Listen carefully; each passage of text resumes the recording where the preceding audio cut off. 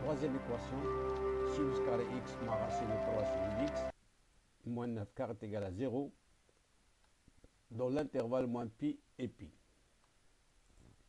Alors si on pose grand X est égal à sinus x, on obtient une équation de second degré, x carré moins racine de 3x moins 9 carré est égal à 0. Bien sûr, on va utiliser le discriminant delta b au carré moins 4ac, comme vous le savez.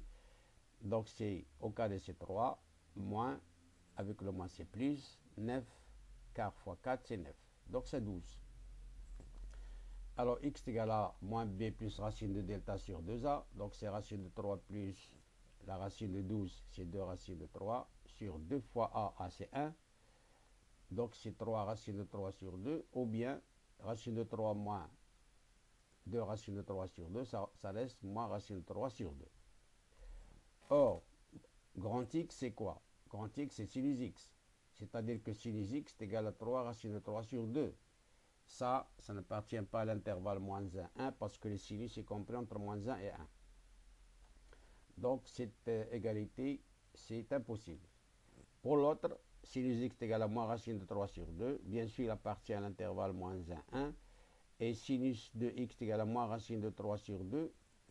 Moins racine de 3 sur 2, on va chercher à quoi est égal son sinus. Alors, sinus x est égal à moins racine de 3 sur 2 est égal à moins sinus pi sur 3. La fonction sinus est impaire, donc c'est sinus moins pi sur 3. Et comme on a vu tout à l'heure, la relation sinus x est égal à sinus alpha, ça veut dire que x est égal à alpha. X est égal à alpha moins pi sur 3 plus 2 pi, ou bien x est égal à pi moins alpha, pi moins pi sur 3 plus 2 pi.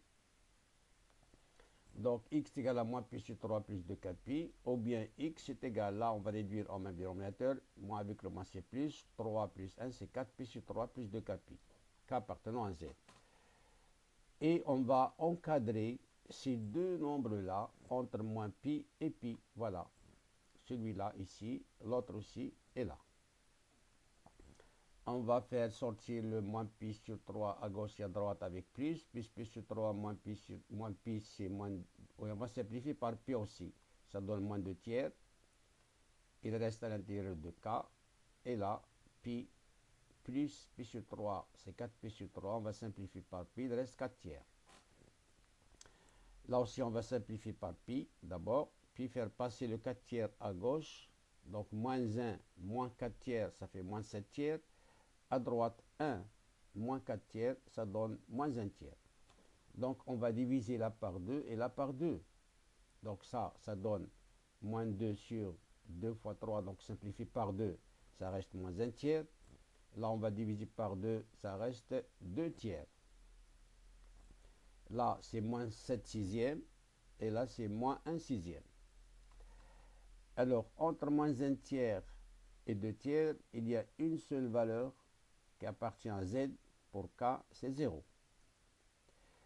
Et ici, entre moins 7 sixièmes et moins 1 sixième, il y a une seule valeur qui appartient à z.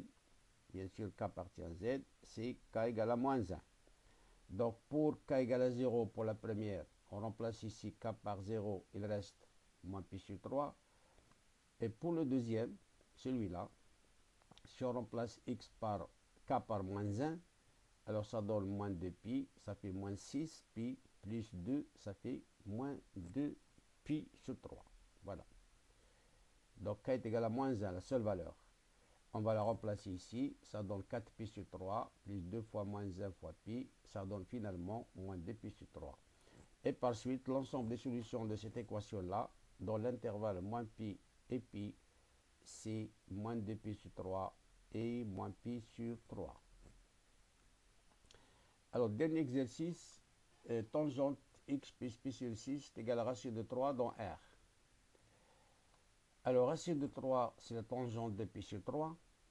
Et d'après la relation propriété de l'égalité de tangente x égale à tangente alpha, c'est x égale à alpha plus kpi. Il y a une seule solution. X égale à alpha plus kpi. Donc, dans notre cas ici, nous avons x plus pi sur 6 est égal à pi sur 3 plus kpi. Voilà. X plus pi sur 6 est égal à pi sur 3 plus kpi. Mais il y a une condition que si on a tangente x, il faut que x soit différent de pi demi plus kpi. X différent de pi demi plus kpi. Là, nous avons x plus pi sur 6. Il faut que x plus pi sur 6 soit différent de pi demi plus k prime pi, pour ne pas avoir le même cas ici. Donc, tangente x plus pi sur 6 est égal à tangente pi sur 3, équivalent à x plus pi sur 6 plus pi sur 3 plus kpi. Et là, bien sûr, x différent de, alors pi demi moins pi sur 6, ça donne pi sur 3 plus kpi, ou bien k prime pi, c'est la même chose. K appartient à z. Équivalent à x ici est égal à pi sur 3 moins pi sur 6, c'est-à-dire pi sur 6 plus kpi, et x différent de pi sur 3 plus k prime pi. On vérifie que pi sur 6 plus kpi est différent de pi sur 3 plus k prime pi, parce que ça donne k moins k prime est égal à 1 sixième. 1, si on simplifie la part pi, on fait passer pi sur 3, pi sur 6 d'un côté et k avec k prime de l'autre côté. On simplifie par pi, bien sûr. Il reste k moins k prime est égal à 1 sixième qui n'appartient pas à z. D'où, dans la solution dans R, c'est S est égal à pi sur 6 plus kpi avec k appartenant